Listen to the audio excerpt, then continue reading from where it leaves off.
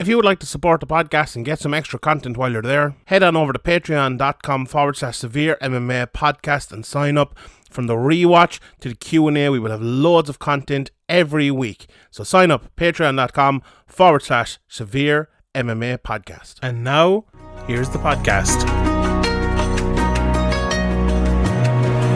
Graeme McDonald is an idiot. Sean Sheehan of SevereMMA.com. He even has the audacity to call himself the quote-unquote pod god. This is SevereMMA. SevereMMA. SevereMMA.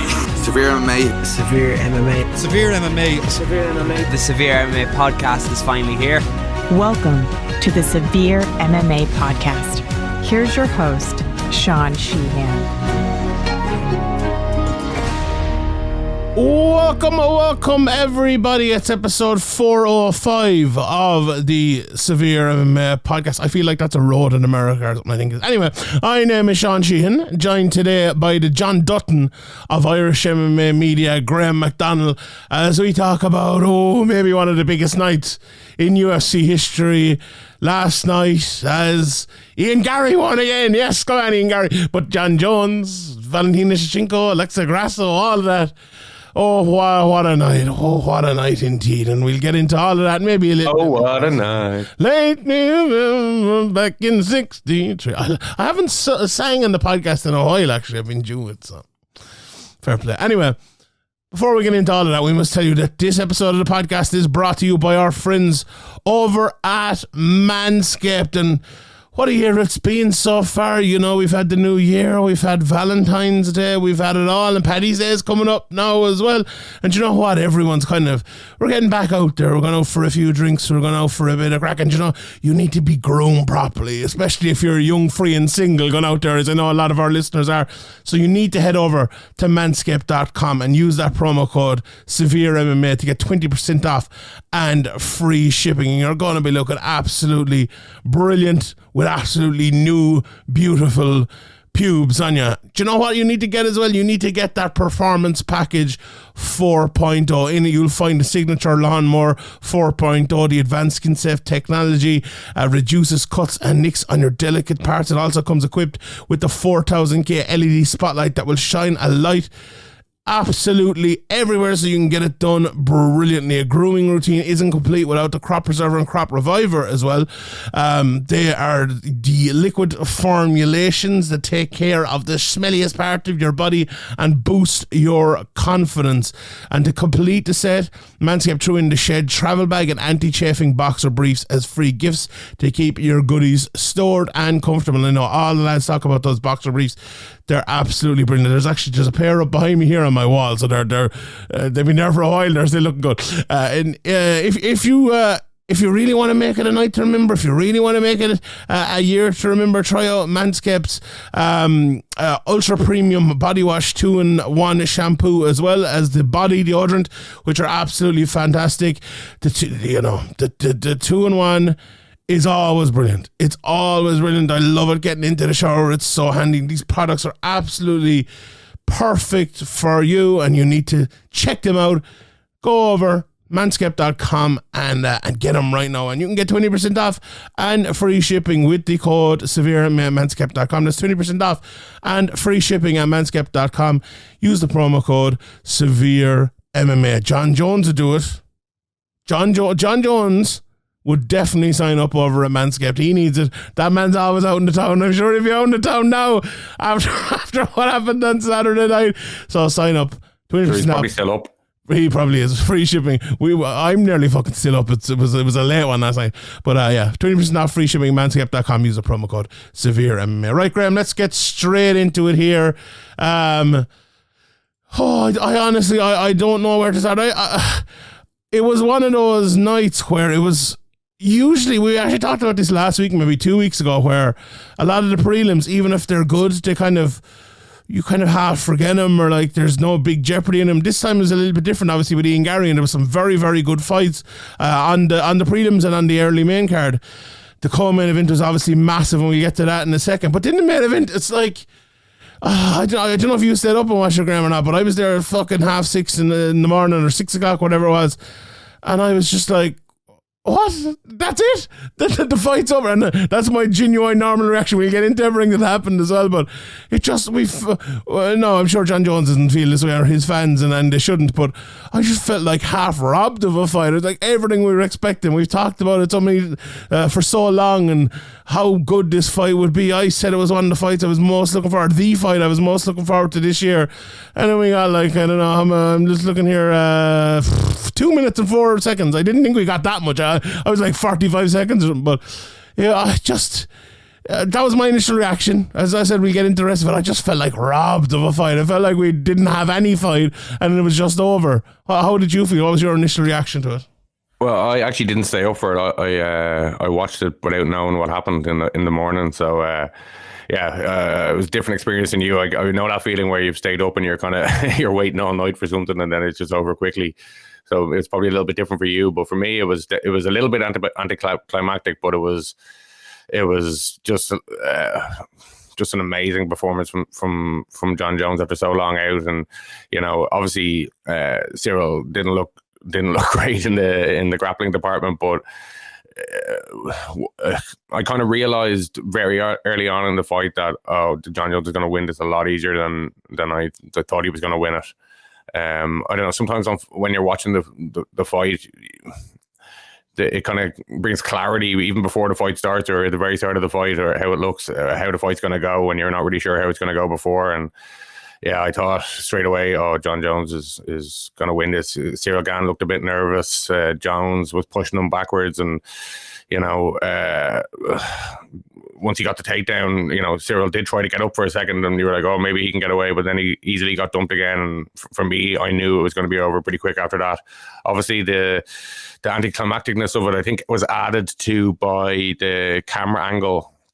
Oh my God.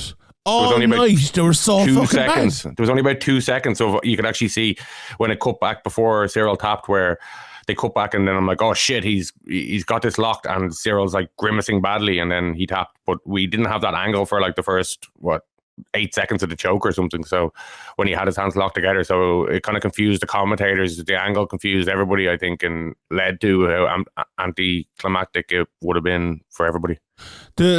I'm glad you mentioned that, because I was thinking about it last night. It's so many of the different fights, the camera angles, the production, I don't know who was new in there or what, but it was absolutely horrendous all night. Like, I give DC enough shit, but even, when he was like writing with the yellow telestrator thing, they cut away like fucking 3 times. At one stage, Megan O'Leary was talking, and someone was talking like, I don't know, Portuguese or something over the top of her. It was like all night, it was just absolutely horrendous, and they fluffed this main event without a shadow of a doubt. I think it was the Gamrot Jalen Turner fight as well.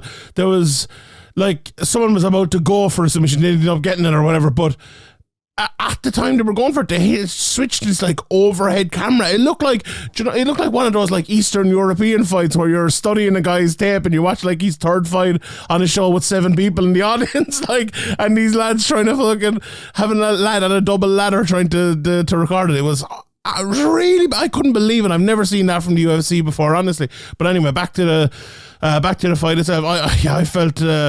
I felt the same, and like went back and watched obviously the replays afterwards and stuff. He didn't necessarily even have the choke on for the whole 8 seconds. He had it on, let it go, then kind of got it back again. And we'll talk about the choke again in a second. But yeah, I like what you said there about kind of knowing what was going to happen before the fight. Honestly, I was the opposite, and I've often in the past said you should never take those things into account, or how they're talking, or how they're, their mindset, because we don't know. And I was foolish enough to do it this time, and I tell you, I won't be doing it for a while as well. And I must say, Ian O'Neill was right, so 100% shout out to Ian for the previous show. He got it right, and I got it like totally wrong. I thought this would be a great almighty fight, and no, Ganya on the ground was just horrendous. But there's so many points to make here, because and I think the biggest point here to make is we still don't know where John Jones actually is, because we got so such a small subset or such a small example of what heavyweight John Jones is like in 2023, and it makes it intriguing and exciting because the next time we're going to be exactly the same. We're like, oh my god, I can't wait. Is John Jones going to be good? Is he going to be able to beat Stipe in a stand-up match, over 25 minutes or whatever it might be? And I think that's a good thing, not necessarily, but a thing we didn't really get last night. What we did get, I think, right?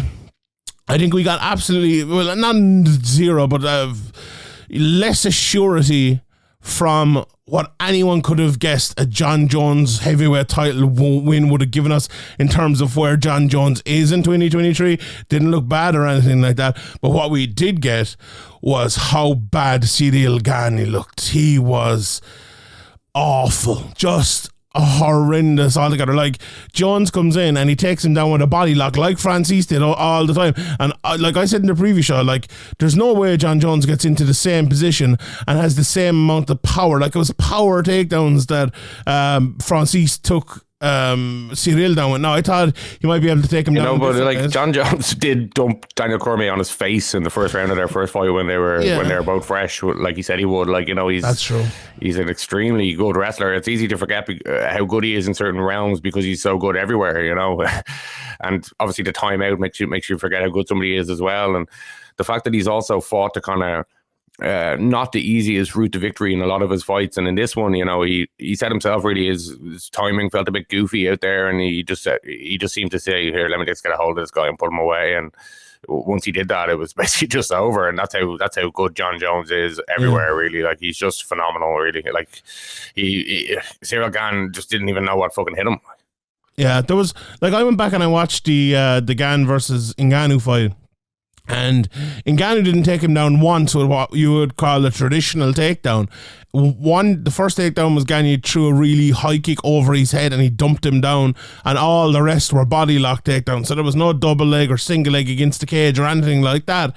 They were all power. You grab onto his body and take him down. And like, if that happens to you, right, fair enough, you maybe close that hole. You that's a thing that you're never going to happen to you again. Yet within a fucking 30 seconds here, it's happened to him again, and he gets taken down by John Jones. Now, it's very easy for me to say, and when you're in there against John Jones, but like, Jones is coming up to heavyweight, and he is a natural heavyweight, a smaller guy. Gane is a natural heavyweight. Jones is a slightly smaller guy than him. Like, to get taken down and just bullied the way he did by Jones was a real bad sign for where his grappling is at the top level of that division. And the fact as well that Jones was kind of just like heavy on him. We heard Cormier saying it. Jones is just trying to be heavy on his hips. And like, that was kind of quite obvious, and Gane had absolutely no answer for it whatsoever. And then I thought it was worse even because he got to the knees as he did against Francis. He got to the cage, and then Jones tried to jump to the back. And as Jones was kind of falling off the back, I don't know if Gane thought he was further away from the fence, closer to the fence than he actually was. And I think it might have been the corner as well, because when he kind of turned to get his back to the fence, it wasn't there because he was kind of on the pivot of that corner, and he ended up kind of falling on his arse / kind of drugged down to his arse by John Jones, which was, look, when you go back and look at it, it's like, oh my God, how the fuck did he end up there? I think Jones kind of turned him into that position. Yeah, he did in a way, but but it was clumsy, in fairness. Yeah, he definitely moved himself to try to get his back to the cage, but was like so flummoxed. You kind of said it there a second ago. He just looked... He looked dazed from the start of the fight, and it just wasn't whatsoever. And do you know what? The same thing happened in the Ngannou fight, and I kind of put it down to him being wary about the power, and then he got into the fight in the second and third rounds and things after that. But yeah, and then Jones tapped him with the guillotine straight after. What did you think of the guillotine? I have thoughts on it, but I'm interested to know what you think. Well, I think it was locked in. I think he definitely tapped quickly, but I do think it was locked in. I think he's never been dominated like that, and probably never been choked like that, and he just didn't know what was going on and tapped, and experience in those positions, maybe he would have been able to last longer or even fight out of it, but he just didn't seem to have the experience in those positions to not panic and tap. Yeah, that's I would tend to agree with that. Like the fact that Jones had kind of half a guillotine, and then he let it go, and then he got it straight back in is like a real bad sign for where his jiu-jitsu is. I think like it reminded me of Habib versus Justin Gaethje, and you know Habib said before, remember he's like, oh, I didn't want to knock him out or whatever because his family were there. He was just playing with him because it was so easy because he had such an advantage on the ground, and I think he didn't necessarily play with him here because it was so quickly, but he could just do what he wanted. He could let it go, get it back in, and I was talking to a couple of BJJ players about it, and you know they all seem to say, and I think it was Barry Oglesby said it to me on Twitter before, if it's choking you, it's choking you, and it doesn't matter what it looks like, or doesn't matter, and I 100% understand that, and that's what we had here. But also, like, you're in a heavyweight title fight at the top level, and we have to talk about you in that. Like, these are the toughest, hardest, should be the most well-rounded fighters in the history of the planet, and you're tapping to like a windpipe choke, kind of a front choke after about a quarter of a second. It's like, I don't know about that, mate. Now, come on, I don't know about that. I think it was longer than it seemed because of the camera angle, but it was quick. You know, it seemed so quick because the camera angle only showed us like 2 seconds before he tapped.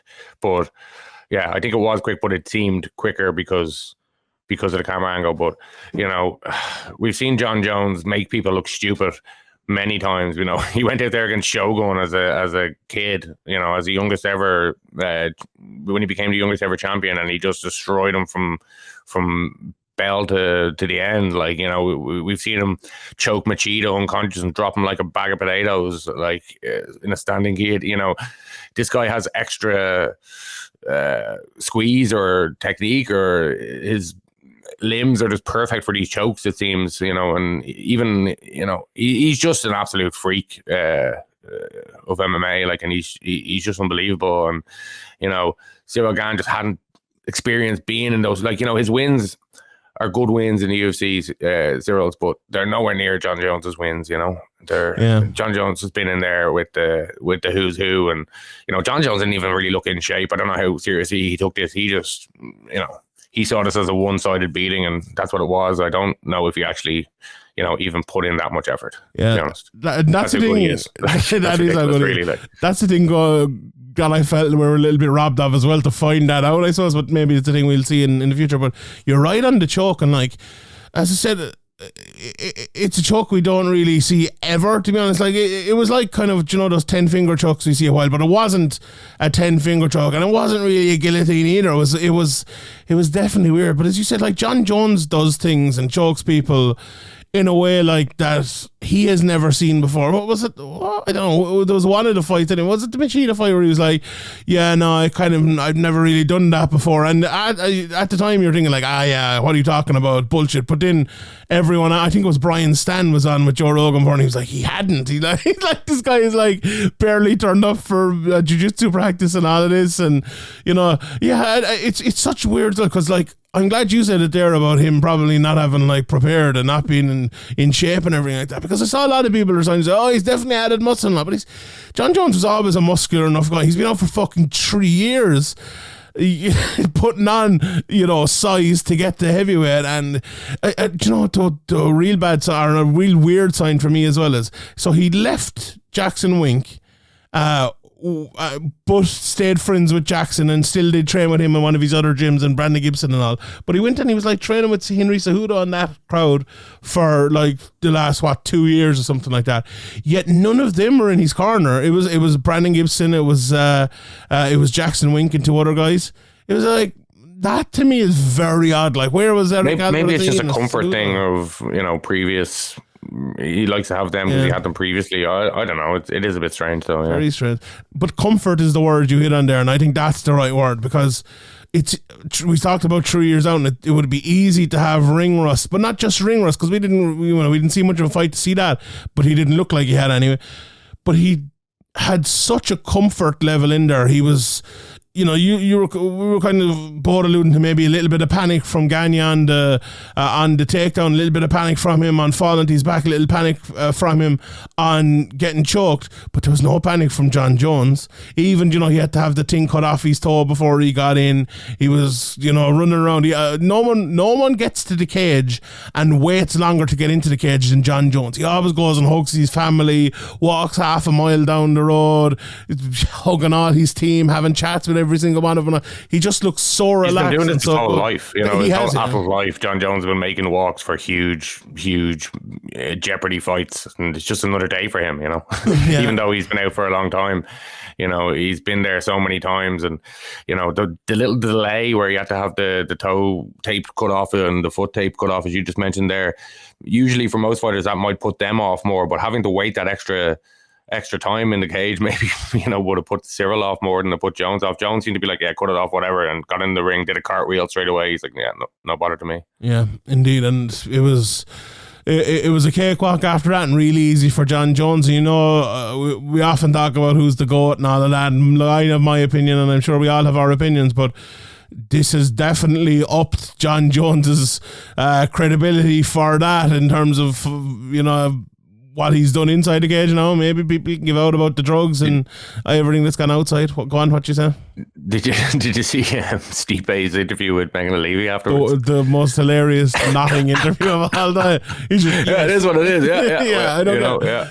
Why do you want to fight then? Oh, because that's what they said. Yeah, I'm a fighter. I'm going to punch him. No, fair play to him. Yeah, absolutely. Good job. Could you think the worst lad to have it? Like, they've never done that before. From my recollection anyway. Maybe he was wearing this mad looking fucking shirt as well. He just looked weird. It was just like, what is going on here? The worst possible guy you could have picked to interview in that situation is Steve Miocic. Like, get fucking Curtis Blades or someone in there. Like, even when they cut to him, when Jones was calling him out in the cage, he's just sitting there like he was fucking waiting for a doctor's appointment or something. Like, he was like, fucking hell. He's like, fucking hell, how long have I been waiting here, mate? Like, what's going on in there? You're here all night. It's the fucking first prelim. I need to kind of get a bit of McDonald's and we go home, like, or something. Yeah, but yeah, it was. Oh yeah, no, it'd be a fucking fantastic fight, like. But yeah, Stipe's not gonna do much of the heavy lifting on the old promotion, by the looks of it. Definitely not. No, he's good at like having phone calls in his car with his wife on embedded, and that's kind of about it for Stipe. But he gets a mean haircut, you know. In fairness, he gets a lovely haircut, but yeah, I suppose we'll talk about that fight when it comes up, and I'll be madly looking forward to it again. But you know, it was great to have that big fight feel back again. You know, I did think though the promotion coming up there, and we talked about in the previous show, like, I feel like the promotion for every UFC event now that we feel like is massive is less than it once was, and I think that's because the UFC don't have to do it. They don't actually care about how many people buy it and all of that. And it did feel big though on Saturday night. It did feel big sitting down watching it, and you know, looking at people on Twitter and people you wouldn't normally see, you know, being a part of it and all that. So that was absolutely great, and that's because of John Jones. You know, so we saw McGregor there, and we have that coming up as well. And you know, it's great to have him back. But you know, does the John Jones win and performance, even though it was very short and very dominant, does it change your opinion about how a potential Ngannou Jones fight would have went or would go? Not necessarily, because like I really think it's a very different fight. I think Jones would beat Ngannou, right? But we don't really know where Jones is right now. Like, Jones could be an old 35-year-old man who's slow and can't do what he once did anymore. Like, we didn't really see that last night. He didn't really prove that. He proved that he can beat a guy who was afraid, kind of on the ground, who can't grapple.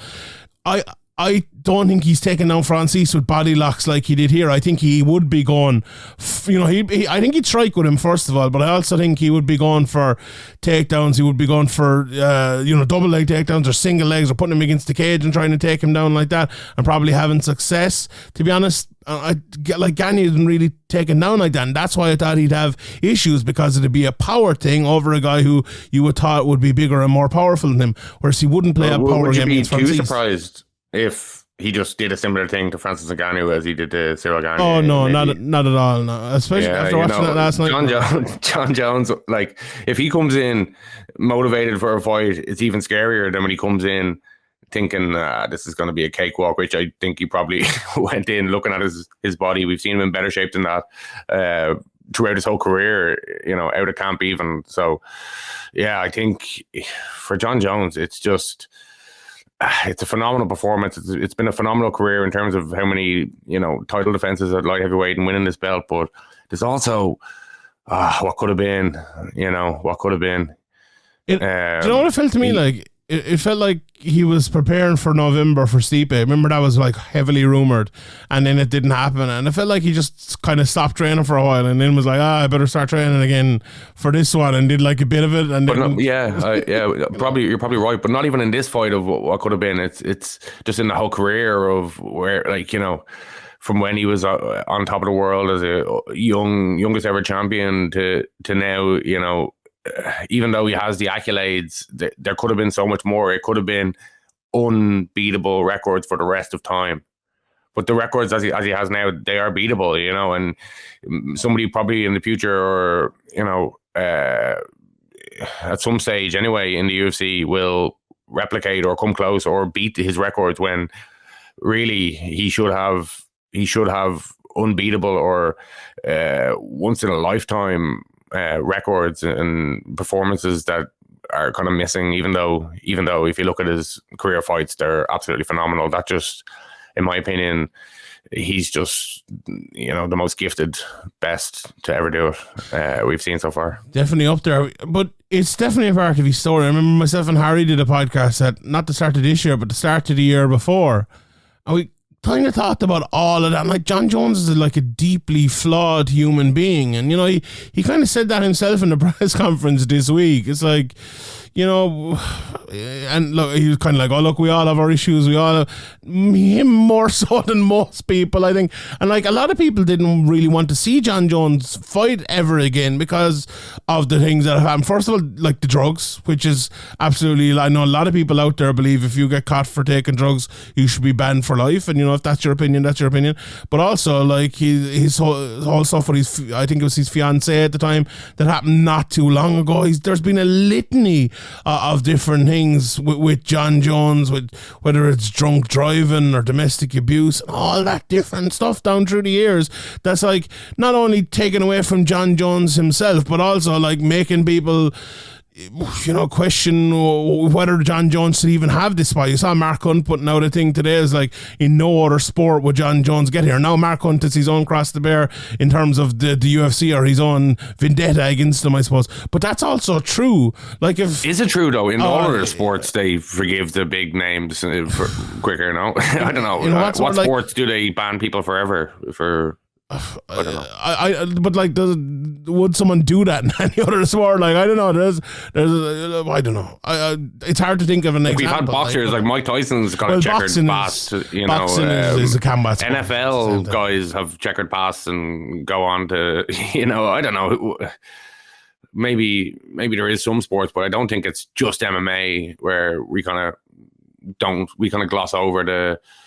It's not gloss over. It's just you get kind of tired of constantly when it's constantly happening. It just becomes that really happened with Jones, didn't it? It just happens so boring much. Or something. Yeah. It's just like, people don't even want to hear about it. You don't even want to talk about it anymore. And that's wrong. You just too. give it a quick mention, but you don't talk. You don't give it the hour you should. You give it 10 minutes or whatever. You know what I mean? But it just becomes repetitive and stale, even though it's a fresh incident. Yeah, it was, and that's a mad thing to think about as well. And it's people probably listen to this saying like, oh, why are they bringing this up and poo and his big mom and all? Because I think it's fair to do that. Like, for someone who's had so many incidents down through the years. Honest, I don't actually care. I don't know. Maybe this is wrong, but I don't really care about the outside of the more I'd be talking about in terms of Jones being the best ever will be the failed drug test, like not the stupid cocaine out of competition ones or stupid things like that happened to him that I think never should have even been tested for or all that bullshit. But the ones like that were legit. He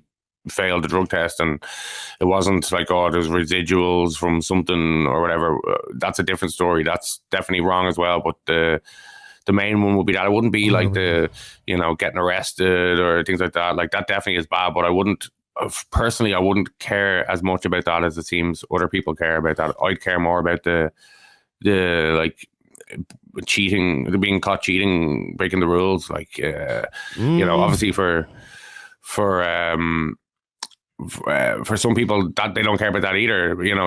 Other people care about it all, and it all comes to a package where they just don't like John Jones. They want him to lose, or they don't want him even to fight, and whatever. They're gonna make their voices heard, and you can understand that point of view. But for me, I want to see John Jones because he's one of the best. I want to see John Jones fighting because he's one of the best to ever do it, and I want to see matchups. I want to see how other people do against him. I want to see these huge matchups and these huge cards and these huge moments. And obviously it was a bit anticlimactic, this one, but it was still a huge performance, a huge win, and a historic win for John Jones. Yeah, like us as MMA fans are hypocrites, like if we're being honest, because like I'm not the biggest one for caring about drug tests and all of that, to be honest, but he's been caught, and he tried to make out this week as well that it was only picograms and I've been exonerated because of the rules change and all. Not really. No, you haven't really, have you? Because what about the other ones? Like, yeah, exactly. But also, like, the things outside of the cage, like the whole domestic abuse thing, not great, not good, and the multiple DUIs and drunk driving stuff, that to me, I think I hate drunk driving and stuff like that. It's terrible. Like, to do it once, you get caught, you're young, you fuck up, anyone can fuck up, but to do it multiple times over years and years, you're not just putting yourself at danger here, you're putting other people at danger as well when you're drunk driving.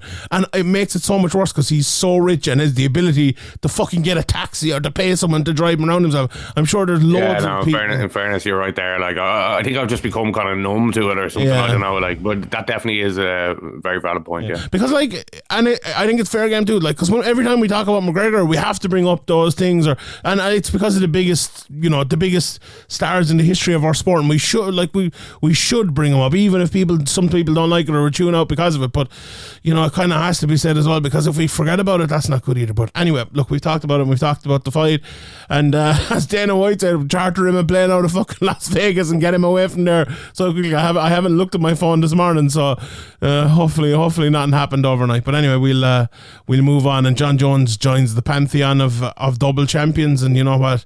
He, in terms of his ability, there's no one probably who's deserved it more in a while. So yeah, it is very hard to step up weights and do it, and he made it look fucking as easy as anybody's ever made it look. So yeah, absolutely brilliant performance. I was talking about the featherweights there a while ago, and I had to delete the tweet because people were like, "Oh, you're just fucking sucking off Conor McGregor or whatever." But like, if you think about it, all those the great heavyweights, stuck to your guns, shouldn't be deleting tweets. Yeah, I know, but I did fold. I wasn't up for it that time. But like, look, Aldo move went down, wasn't able to get it done. One of the greatest fighters of all time. Volkanovski went up, close fight, wasn't able to get it done. One of the greatest fighters of all time. Max Holloway at the time was fucking unbelievable. Went up, wasn't able to get it done. McGregor got it done. John Jones got it done. DC kind of got it done and then got beat twice. These guys are all-time greats. And John give the credit to DC. He deserves it. Yeah, great title defense against Derek Lewis. It was absolutely fantastic. And the king of snot rockets. Don't forget that. Before he got destroyed by Stipe twice. But yeah, how's DC going to react to commentating on a fight against lads who he's lost to 4 times with John Jones and Stipe? That should be fun, shouldn't it? Anyway, yeah. In fairness to him, I don't think it was his fault with the kind of what happened. What happened at the end? I think it was. DC probably had his best night in a long while last night. Like, he was grand. Yeah, he did. I think the confusion at the end wasn't the commentator's fault. No, it wasn't. The director's fault. Anyway, right. Let's get into Alexa Grasso and Valentina Shevchenko. It was. Is Shevchenko finished, Graeme? I suppose is the first question. What do you think? Alexa Grasso looked a lot better than I thought. I thought Shevchenko would have more advantages on the feet, but Alexa Grasso's boxing was tight. She came out showing a different kind of southpaw look a lot of the time, took her unawares. Shevchenko seemed to kind of adapt as the rounds went on and take over. She seemed to have taken over, but then she seemed to get tired, and Alexa Grasso didn't seem to get tired, and she threw a kind of sloppy turning back kick and got her back take, and a really nice back take and finish. But I think I think it was an underperformance from Shevchenko and a better performance than I thought Alexa Grasso would have. So it's hard to tell if Shevchenko's finished, but she definitely didn't look as good as I expected. But maybe that's a motivation thing. Maybe there's things going on in the camp. Maybe it's a tough weight cut. Maybe she underestimated her opponent. There could be a number of things going on, or she could, be on the downward slope. It's hard to know at this stage. I think we need one more. Like if the rematch happens and it goes similar, then I think we can say that. I have a number of different thoughts. I think she both looked not great and also was on her way to winning handily enough until she fucked up, did this fucking spinning back kick, gave up her back and got choked out. I think she got tired though. Maybe that was a symptom of, as I mentioned, something that happened in the camp, or she definitely seemed the less fresh of the two. Yeah, I don't know. I didn't necessarily sense that. Maybe on rewatch I will see that, but I don't think there's any doubt about it anyway. It was that one big mistake that got her finished in the end. She was winning that fight. She was going to be 3 rounds up going into the final round. And I agree with you as well, though. She didn't fight as well, but Alexa Grasso, I think, fought way better than I expected. And there was one massive change that she made at the start of the fight. And I think there's a little bit of expectancy bias, as we've talked about before, Graeme, the phrase that you coined, and a lot of people are saying, Grasso definitely won the first. And I think she won the first, but it was a close round. But the change she made in the first, which she actually kind of gave up on for the rest of the fight, not for the rest of the fight, but in times in the rest of the fight, she was throwing a lot less straight shots. Now, she was throwing her jab, but from a kind of further out area than she normally does. She wasn't throwing it in the pocket with her 1-2 in the pocket. She was throwing it from further out and then kind of coming in, which was very smart. But what she was doing, she was throwing a lot more hooks, and she fought out the southpaw so she could throw the right hook an awful lot better, her dominant hand, obviously, and that was the shot that was landing a lot on Valentina, and the kind of, I suppose, the turning left hook when she came back into fighting out of the orthodox stance, moving in and out of stances, which worked very, very well, which is weird because Valentina is the more kind of hooky fighter, if you want to say it like that, and you thought Grasso would be the longer, straighter fighter.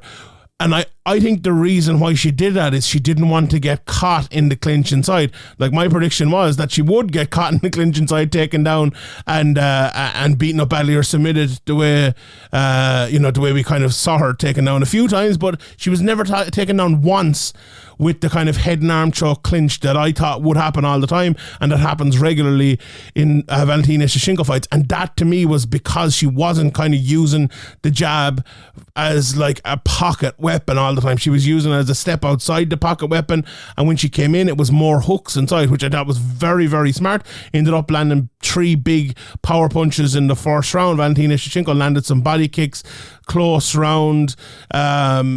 Second round in, we might as well just go through it before we talk about the rest of it. Early takedown for Valentina and a late takedown for Valentina.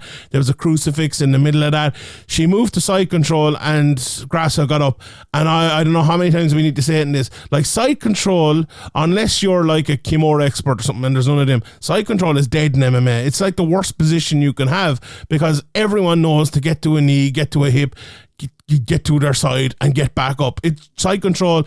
You see all the Dagestani lads, Habib down through the years, them lads are either in mount or they're in fucking half guard because you've so much control. You've no control in side control anymore, and that's the reason Grasso got up here. But anyway, definite round, second round for Valentina Shevchenko. The third, both landed hard in early exchange, and then Valentina went for this bad takedown from halfway across the cage, fucking Chad Mendez style against Jose Aldo.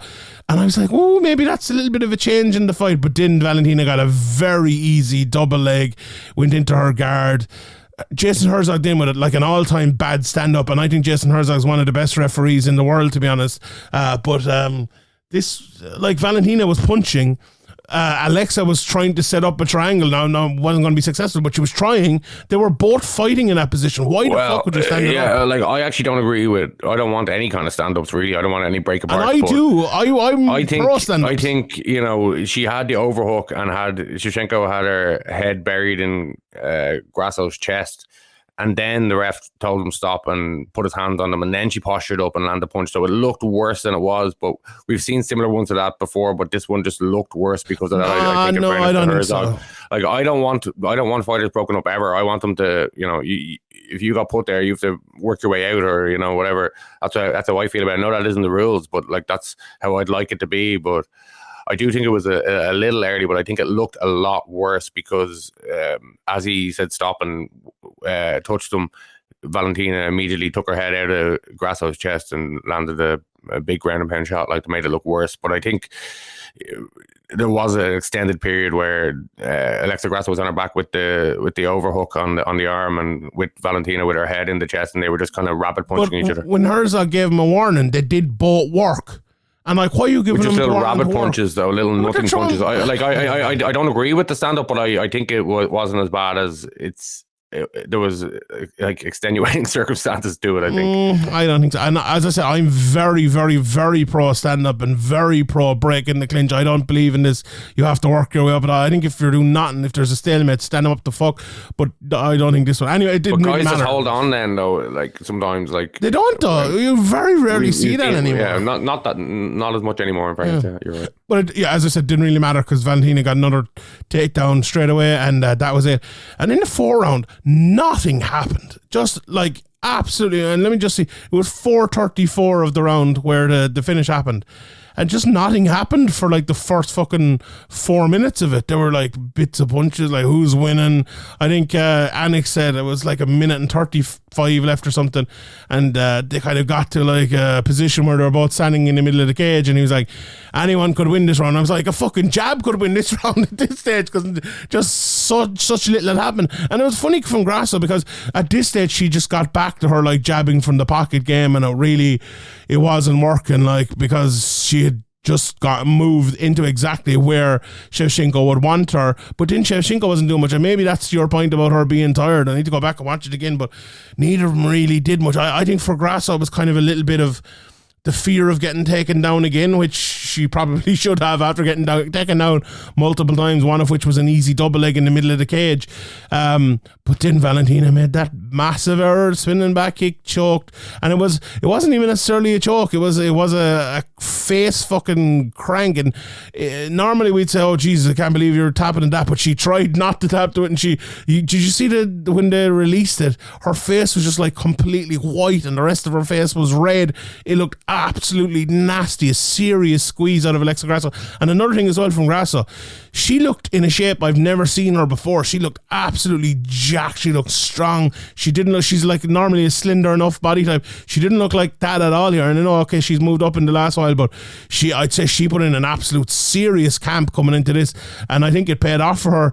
Not just in the fight, not just in the 4th round, but in that choke as well. I think that extra bit of strength was a big part of that, and she won the title, and fair play to her. Much deserved to win a round against Valentina is a big thing, to stick in there when she takes you to the ground and still be there. And like, even let's say she hadn't got the choke and it had gone to the end of the round, it would have been 2-2 into in the 5th.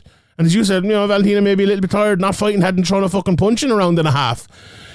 So she could have won it anyway. She might have won it on the judges' cards. Like, would have probably been 2-2 going into the final. I know all 3 judges had it 2-1 after the third. They had the first for Alexa and the next 2 for Valentina. So it's by no means like whatever fights it is with the big knockout in the 5th round when you're miles behind in the cards or anything like that. It wasn't that at all, and maybe people will kind of see that. It did seem like the fight was slipping away from her, but yeah, it definitely wasn't. It wasn't a domination. And she mentioned.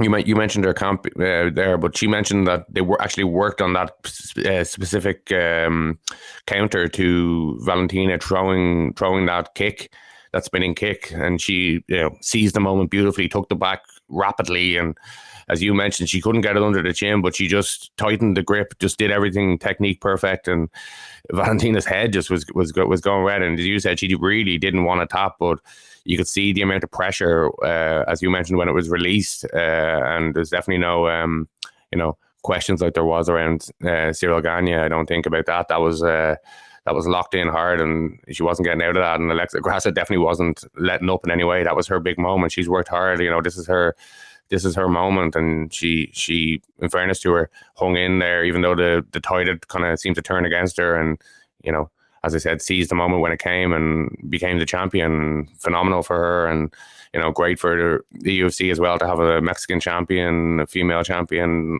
Definitely opens possibilities, and she definitely showed that she isn't the finished product, and she definitely has holes in her game in terms of how easily she was taken down and things like that at times. But phenomenal performance by her, and a huge victory. And if they do do the rematch, it'll be really interesting to see how it goes.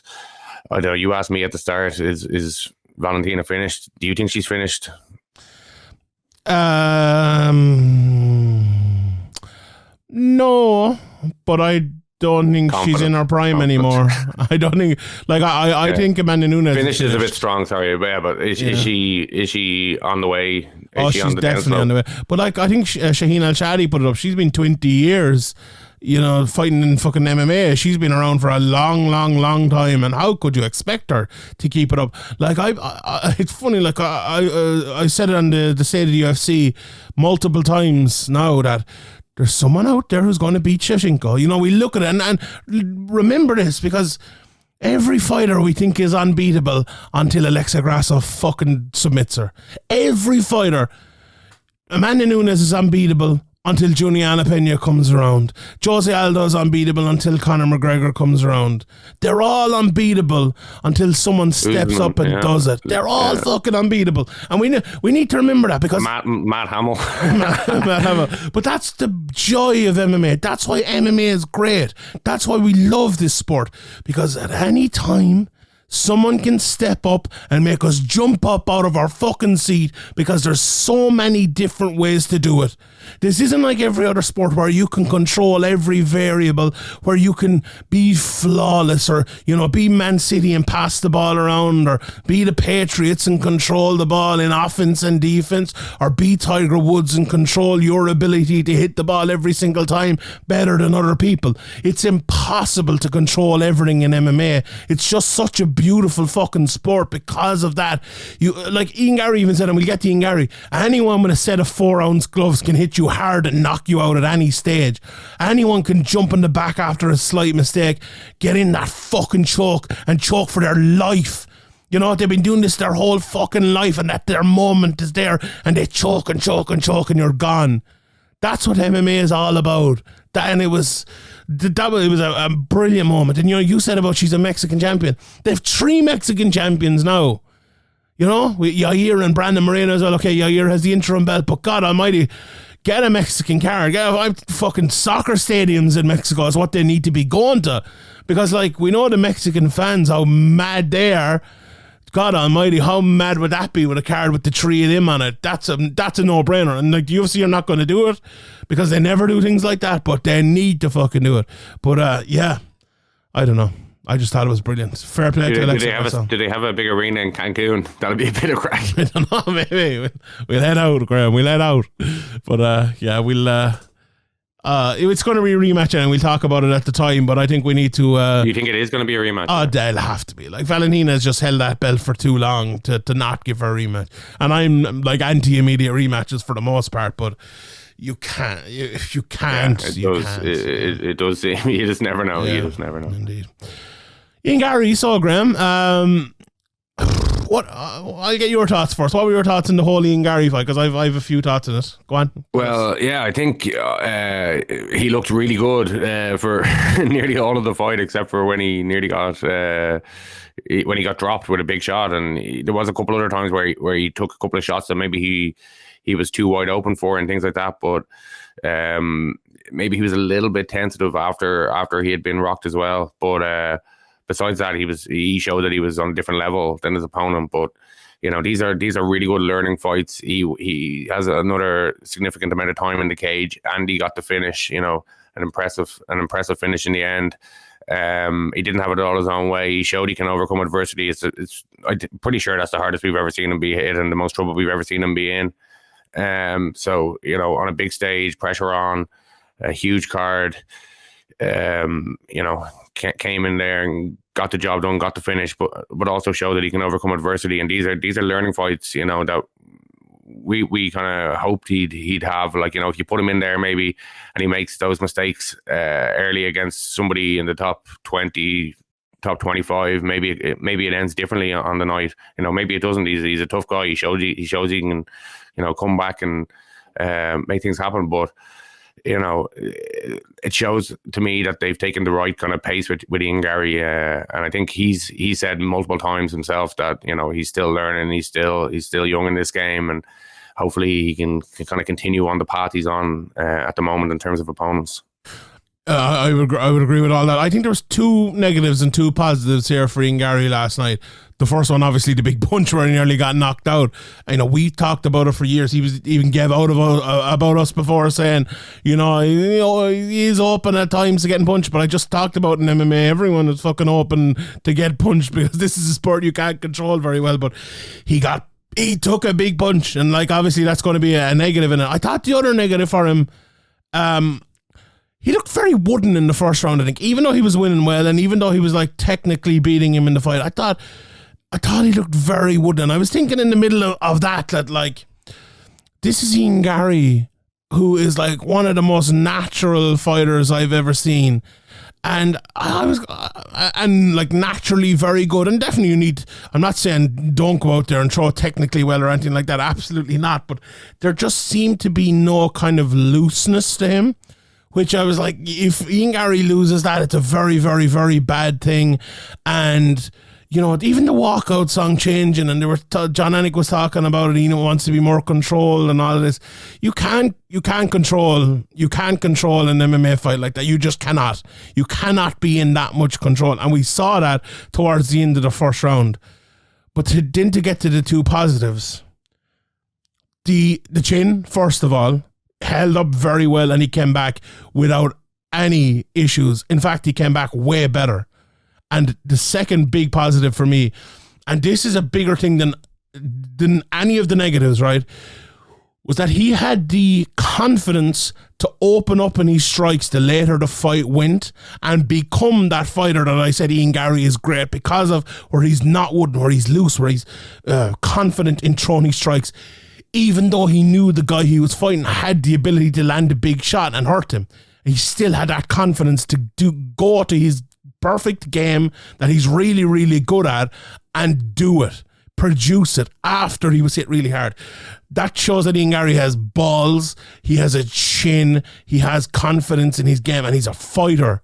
Like, we always knew Ian Garry was a good athlete. We always knew Ian Garry was a very good technical boxer and very good on the ground and very good wrestler and all of that.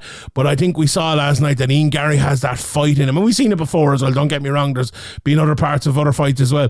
But he really showed it in the big stage last night. Now, Song Kenan, not the best fighter in the world. And as you said, it showed the UFC have been...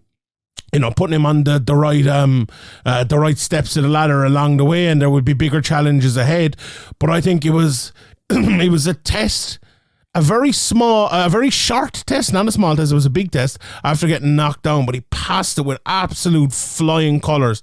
No, look, I think it was Andy tweeting last night, we saw his shoes early in his career with him getting taking shots, but they're gone now. He still took the fucking shot, like, so, but like, everyone is going to take a shot, but taking a big one like that. And I went back and I watched it, and I was like, he landed a shot and then he was kind of admiring his work and got caught with it. And that's that's the one you go back and look at and go, oh fuck, and one that's fixable, really is fixable. Easily fixable, yeah. It's great to see Ian Garry fighting the way he did in the second and third round, and hopefully he goes back and looks at that fight and go, I can't fight in such a wooden manner as well, even though it was a winning manner for most of the fight in the first round, and say I'm going to have to fight in the way I did in the second and the third round. And another thing, John Anik mentioned as well, for such a big guy at that weight, and for such a tall guy and all that, his cardio is unbelievable, because the pace that he set in the second and third round was massive, and he was barely breathing at the end of it. So to me, a lot of good signs. The pop he had on the combination that finished the fight, the extended combination, if you were looking at that on the highlight reel, you wouldn't know that was the very end of the fight. He didn't look in any different than the fighter would look, like cardio wise, as you mentioned at the start of a fight. And Also worth mentioning is it was a really, really nice combination that put him away. He overwhelmed him. He mixed up the shots really nicely. And he definitively put him away after, as we mentioned, overcoming adversity and having to kind of, work his way back into the fight after that. And I'd love to see him. We've talked about it before, like a few times, but I'd love to see him on a close to Ireland or Irish card. He was talking about fighting in 5 weeks. I'd probably prefer not to do that after taking a big shot like that. And maybe I don't really know about the latest science on the brain or whatever, but I don't think it's worth the risk hopping back in there that quick. No, but I don't think so either. Yeah. I think they'll give him one of those suspensions that don't really count, but like, well, you can get a doctor to write it out and say, "Grand mate." Like, I don't think he should be coming back fighting that quickly after getting hit with a shot like that either. I think you're 100% correct. John, one thing is there's just no need for it. There's just no rush. There's no need. Do that the next time. Fighting 3 months time again and then fight in a month if you get through that one, without any big shot or anything. And also give yourself a bit of time to reflect on the fight, look back on the fight, work on things in the gym that maybe you could have done better in the Song fight. Give yourself a bit of time to close those gaps in your game that maybe you could watch on tape and just easily kind of, as you mentioned, there's a couple of easy things, but there's probably things that his coaches are seeing and that he can see watching it back that he would have liked to do differently and wants to do differently in the future. And you need to kind of train the muscle memory for them. And 5 weeks doesn't give you a lot of time to do that, especially when you're a big guy for the weight and have to, get on weight again. Yeah. I think there was 2 major things that went in his way coming into this as well. Like, he didn't do as much media and things like that, and I think it was kind of better to come in, under the radar a little bit. We spoke about that in the previous show, but I also think Conor McGregor showing up was actually a real help to him, because in the last couple of fights, I think, and Ian said this himself in a post-fight interview, that like people were kind of giving out about him comparing himself to Conor McGregor and all, but people don't like that. We've seen it down through the years with, James Gallagher and Kiefer Crosby and all the fighters that have come through SPG. Like I've interviewed all of them, and you put up an interview and you see the first fucking comments are like, "Oh, this lad is just trying to be like McGregor." It's happens for everyone, and it was definitely happening for Ian Garry, but he was kind of looking for it to happen. He was saying that we're not here to take part and here to take over, and it just seemed a little bit unnatural without a shadow of a doubt. But then it was natural because this week McGregor was there and he came up and he talked to him, and it was like, it was a cool moment, and there's 2 Irish fighters, coming together, and McGregor supporting him, and it was very nice to see. It was very cool to see him. McGregor obviously tweeting out afterwards and stuff as well. It was just way more natural and way less forced, and you felt it wasn't just Ian's, trying to be a part of the McGregor thing. It was McGregor being a part of the Ian thing as well, and it was really, really good. And I really thought it was, if the last time it was like, it came off a little bit cringy or whatever, this time it came off a lot better and a lot more natural and stuff. And I think, you said get him close to Ireland, get him to Ireland. Like, why are they not doing a Dublin card right now? It makes no sense. There's loads of lads coming through in Cage Warriors. You have Ian Garry, you have Johnny Walker, who could probably headline the card. You have Gunny Nelson there as well, fighting out of Ireland.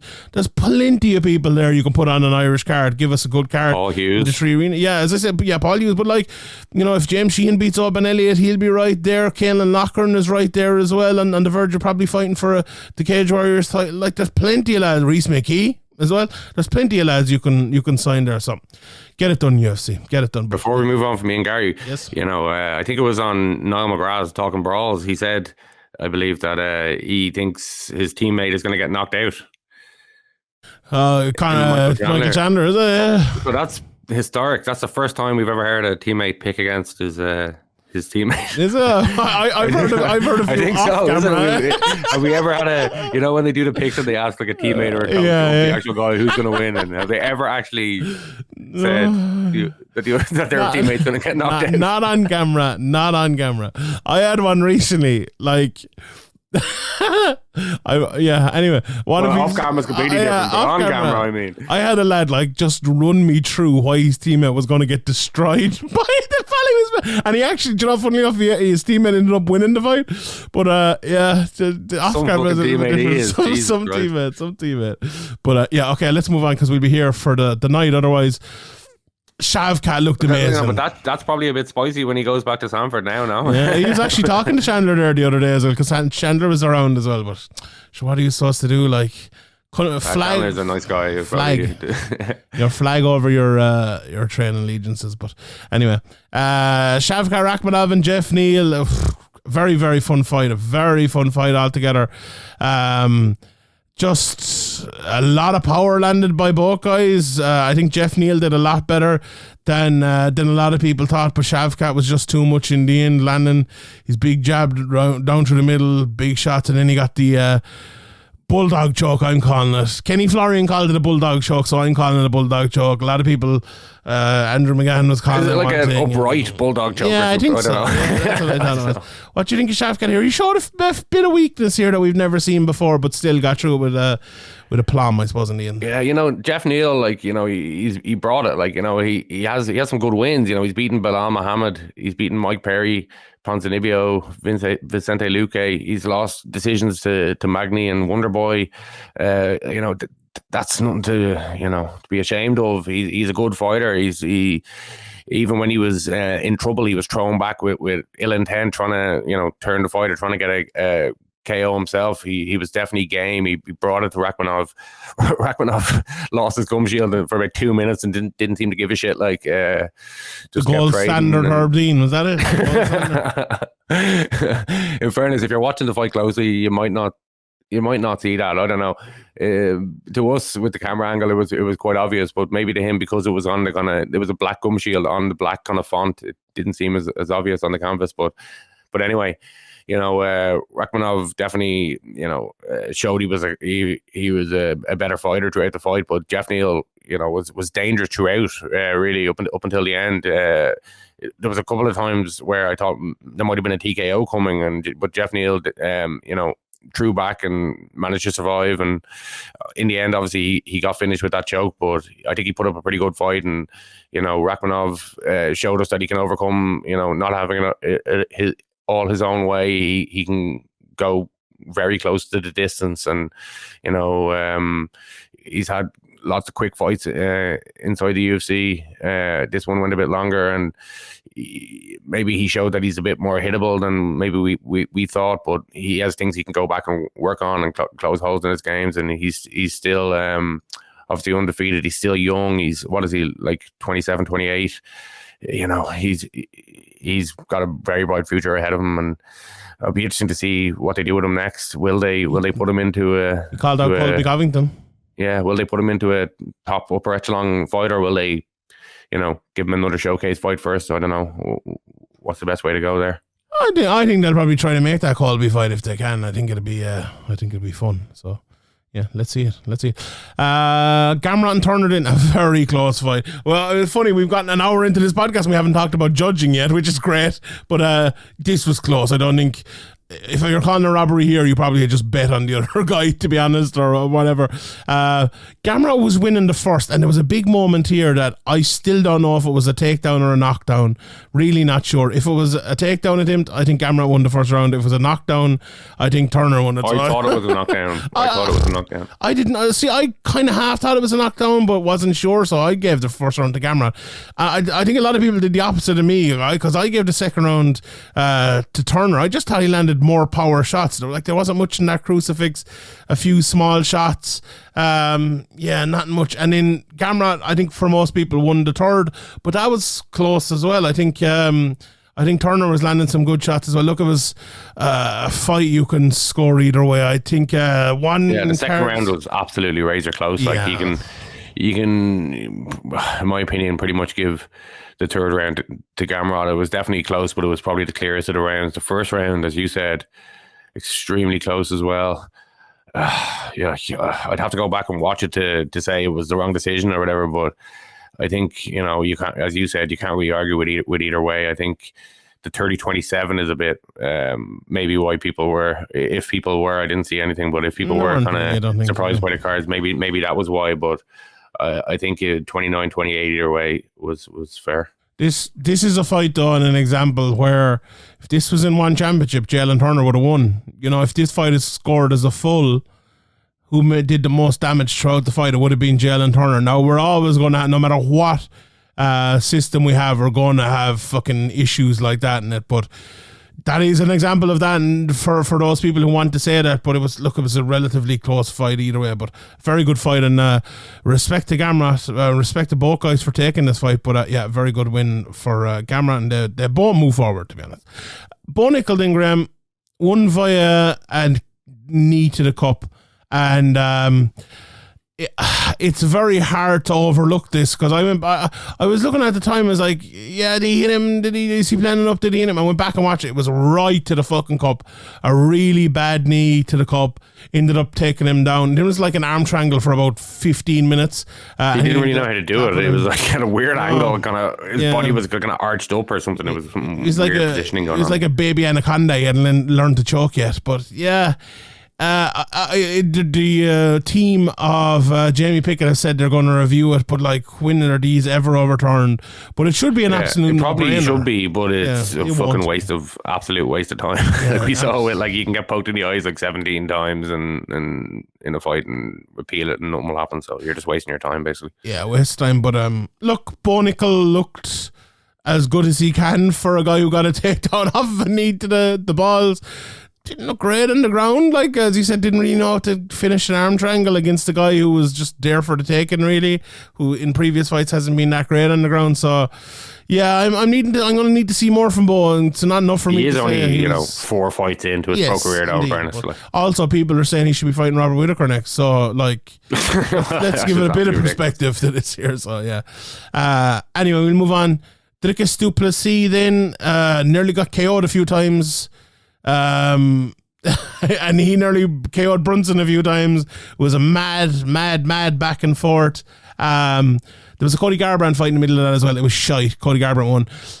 He nearly threw it away though. He did nearly throw it away, like always. But anyway, du Plessis it was a corner stoppage last second of the second round, after the gold standard Herb Dean let him take about 30 unanswered shots when he looked out on his feet tired. It was a bizarre one, but look, Dricus I thought looked a bit better here than recent fights. I'm not sold on Dricus. He is at middleweight is the only thing, so he is probably one of the best middleweights in the world. But and Derek Brunson does, like, you know, he does have his moments in fights where he is a difficult opponent. You know, du Plessis is definitely, you know, maybe not ready for the upper echelon yet, but it was a good win, and you know, he put a serious beating on him at the end there, and you know, we don't see the tail thrown in that often, so it was an impressive finish. But yeah, you know, Derek Brunson can be a bit of a handful, so you know, he's a difficult guy to look good against.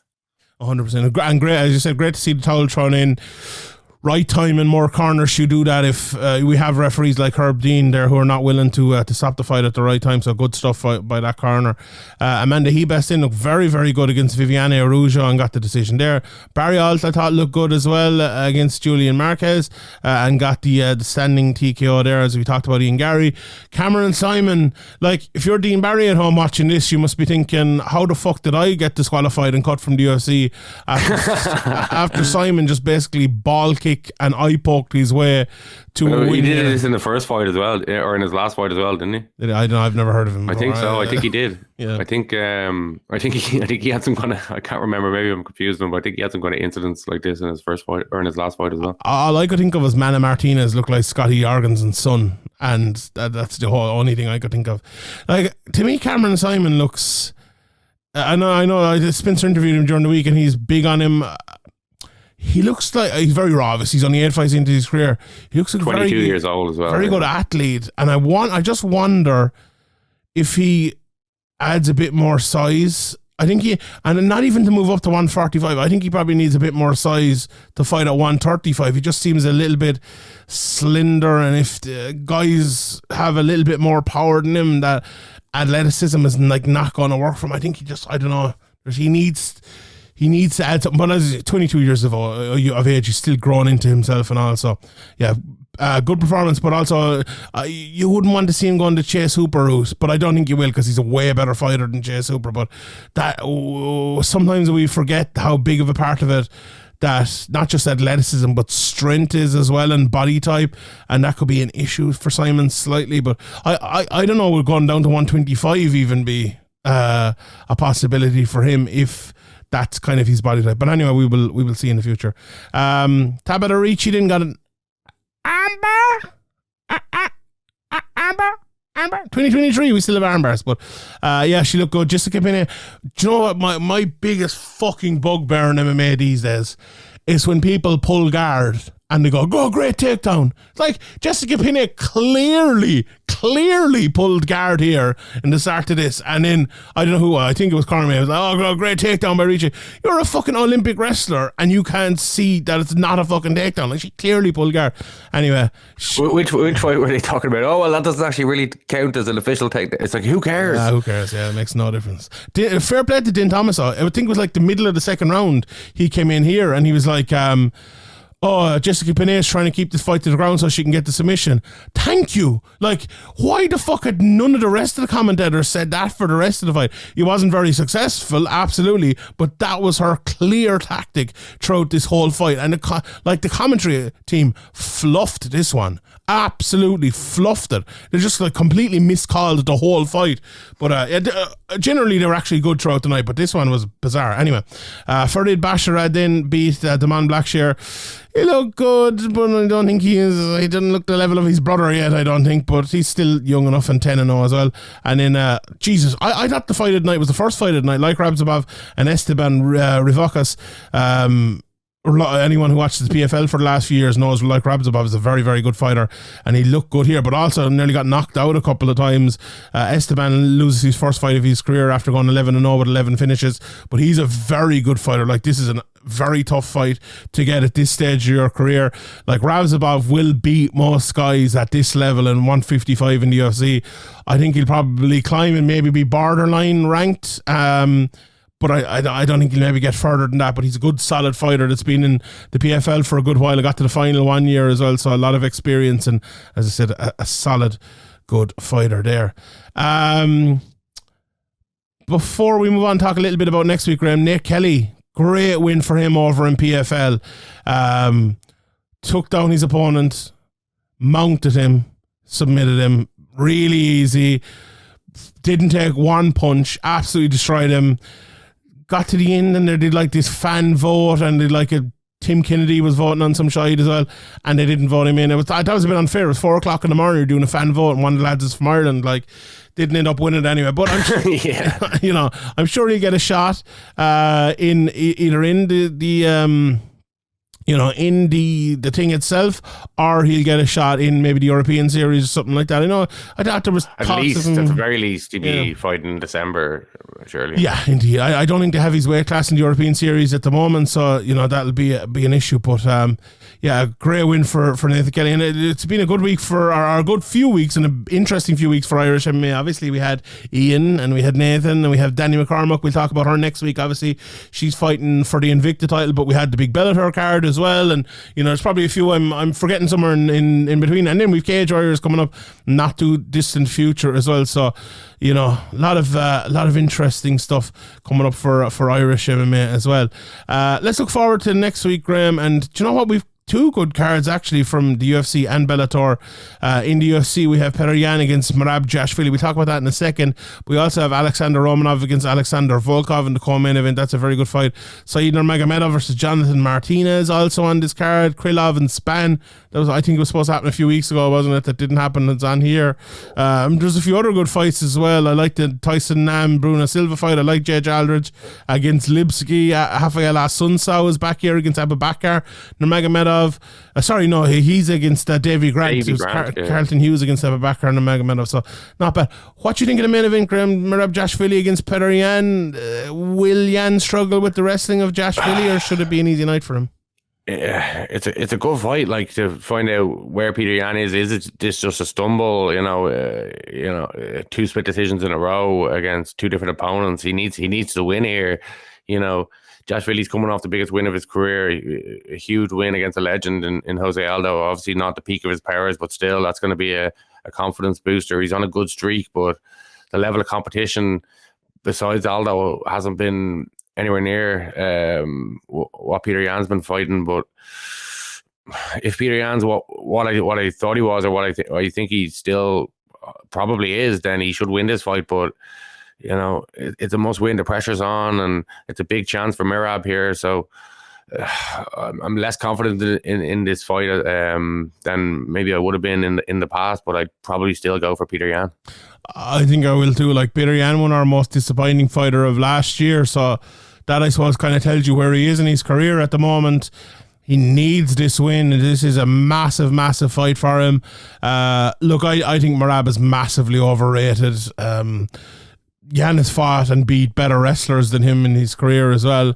And unless he's like completely lost his confidence here, I think this should be a straightforward enough Yan victory. I think he'll destroy him on the feet, to be honest. Like, Aldo just didn't throw a punch or a kick or anything in that last fight, and he left it completely behind him.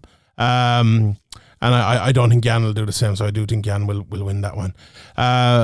Bellator then have a very good card. I have a full preview coming out for this over in Sherdog, so you can tune in to see that. But the start of the Bellator lightweight tournament is going down here, headlined by Usman Nurmagomedov versus Benson Henderson. So a big week for Abubakar, Saeed and Usman, all fighting on the same weekend. Very interesting. Do you think there's a chance Benson Henderson can board us to a 5-round decision, or do you think he's just going to get smashed? No, I think it will go to decision, but I don't think he'll be winning it, if you want to put it that way. Yeah, for Benson Henderson's a hard out. Like, he's a tough fighter, and I think it's a big fight for Usman Nurmagomedov as well, because it's kind of the first time I think he's fought a guy like Benson Henderson who will not wilt to anything he does, if you get me, even though if he might be losing the whole way through. And yeah, I think Usman, Usman came out last time, and I suppose he kind of controlled Patricky, but I think even though Patricky has a win over Benson, doesn't he? I think, but like Benson is a different sort of level, I think, in terms of a full 5-round fight. It's going to be a test as well. They're so different. Yeah, so yeah, I think it will be a test, but I just think Usman's jab and his ability to kick, and if he needs to throw in a takedown, he can throw it in as well. He is brilliant. He's probably the best of the Nurmagomedovs on the way up, and I think he's a champion at the moment. I think he'll be holding that after Benson. Like, this might be Benson Henderson's last fight as well, because he's talking about giving it up. He's only a couple of fights left because of his wife is fighting now, and he's like, it's her turn to fight. So it could be it's easy to say that when you're still fighting. That's true. Tafik Masayev against Alexander Shabley then is another big fight in the 155-pound tournament. Masayev, a kind of a switch stance hitter who can take you down and ground and pound you. Shabley, more of like a straight up 1-2 down the middle with big power and big takedowns as well if he needs it. I like Shabley in this one, to be honest. I think that those kind of straight shots and power should be good, but if you like a good technical fight, even fight, I think this is the one for you, so it should be fun. We have a rematch in between Valentin Moldavsky and Linton Vassell. I asked Scott Coker who's next in line for the Bellator heavyweight title last week, and he said, basically what he said was Moldavsky. And then Moldavsky's fighting here, so if he can win, he will put himself next in line. Then we have MVP as well, who I was talking to last week and not realising he was fighting fucking this week. So, he's this fight was only announced a couple of weeks ago as well, but he's fighting Gaiotti Yamauchi. If MVP wins that, you would have to think Jason Jackson is getting the next shot at Amasov, but you would have to think MVP is next after that. And you know what? If Amasov can get through Jason Jackson, I think Amasov versus MVP in Dublin in September makes a whole lot of sense to me, because of the reaction that Amasov got the last time. I think MVP close to home, a lot of people will travel over from London. I think that'd make a whole lot of sense. So selfishly, I kind of hope that happens. But yeah, there's some other good fights on the card as well. A banger between Eric Perez and Henrique Barzola, who's always a favourite of mine. Islam Mamedov is on this card as well. One for Irish fans to keep an eye on as well. Julius Anglitskas against Yakshimuradov. You could see the winner of that possibly fighting Carl Moore next. They're both around the same place as him in the rankings, so keep an eye on that one if you're a Carl Moore fan, possibly as well. So yeah, very good Bellator card, good UFC card. I actually have a wedding next week, so maybe the podcast will be a little bit later, but because I'll have to get home and watch them on Sunday morning. But yeah, interesting. Right, Graeme, I think that's nearly it from us. We probably have forgotten something, like we always have forgotten something, but sure. Man United Liverpool, we probably mention. Yeah, I like Man United. Are you confident? Are you confident? No, I'm not. Man United are in way better form and should win. I think we'd probably both agree with that. But it's hard to say that they will, because with derbies you can just throw form out the window. Plus Liverpool have won their last couple of games and are probably in their best ebb they've been in a couple of months. So, What was the score the last time in Anfield? I don't know, what was it? I think it was like United. 5. Was it 5-1 or 4-1 or something? Ralph Rangnick fucking died. So hopefully Luke Shaw and the boys remember. Petey Maguire's likely not to be there beside to bump into people, knock people over, and pass the ball to us. But it's a way bigger match for Liverpool. Liverpool is conceding so early, so often. Obviously the last 3 or 4 Premier League games, clean sheets, but this is that Real Madrid, 5 goals in the middle, and it's just the defense is just so worrying. And Fabinho, we just need Fabinho. That if Fabinho plays to his potential or to what he has in the past, we'd have a very good chance here. But if he doesn't, then the defense is wide open, and Man United have players in form, and Rashford, if he scores and he's nearly onside, they'll give it to him. If he runs beside the ball and doesn't technically touch it but does a few step overs, don't worry, you weren't interfering, mate. All that stuff's going on, you know what I mean? But that never happened with Mo Salah last year at all, did it? No, no, never. He never did step overs on the ball. Didn't go right above his head when he was while running through on goal before somebody else finished. Never, no. But I'm not very confident. But I'll grow in confidence if Liverpool don't concede early. I'll take a draw right now. It's for Man United. Ooh, Spurs just lost. Take a draw now. Just to stop us getting 3 points, definitely, is it, or is it? No, I don't. I like Liverpool. Just it's funny because Liverpool don't really matter to Man United anymore this year anyway. So I don't really care about them. But you definitely want to see us not get in the Champions League. Oh yeah, 100%. But you will get in the Champions League because Tottenham are. You need to win games. You can't afford to lose many more if we're going to get in the Champions League. That's true as well. But yeah, Spurs lost, Newcastle lost. So Man United are not under any massive pressure to win the game or anything like that. So the pressure's off a little bit. But it'll be good to stay in touch with the top, I suppose. You don't think you can catch Arsenal, no?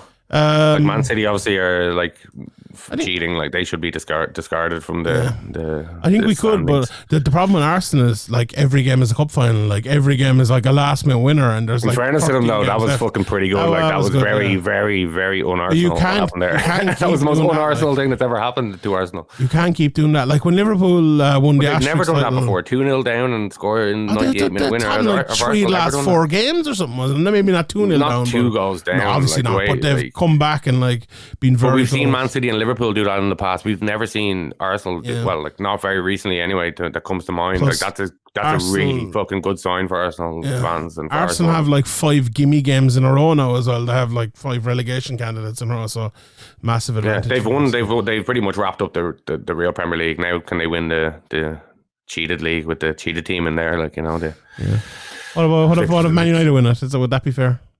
Yeah, that'd be fair. Yeah, they haven't flagrantly discarded every single rule. How many is it, Graeme? 123, is that it? What? 123? How many? 121? At the Man City violations or something. Violations or something like that. Yeah. We have a podcast up and some emails that have come out that aren't even in the charges. Van Dijk emails. Despicable behaviour. Yeah. All right, we leave it there, because people will be giving out about us. We kept the soccer to the end of the podcast anyway, so you can't give out too much. So, right, we will leave it there. Stick around after Graeme gives his inspirational quote here, because we have a little bit of a John Jones surprise here. So we'll stick around to listen to that. But Graeme, see us out with your quote for the week. Don't rake up my mistakes. I know exactly what they are. And what do? Well, you just sit there. Is that Cyril Gann you're talking about? It could be John Jones. It could be Cyril Gann. It could be. It's appropriate. It could be Liverpool. It could be Man United last year. It could be anything. Take it, interpret it as you wish. Indeed. Right. Good luck, everyone. We'll see you next Tuesday or Sunday, probably. It might be a little bit later. Maybe Monday next week. Good luck.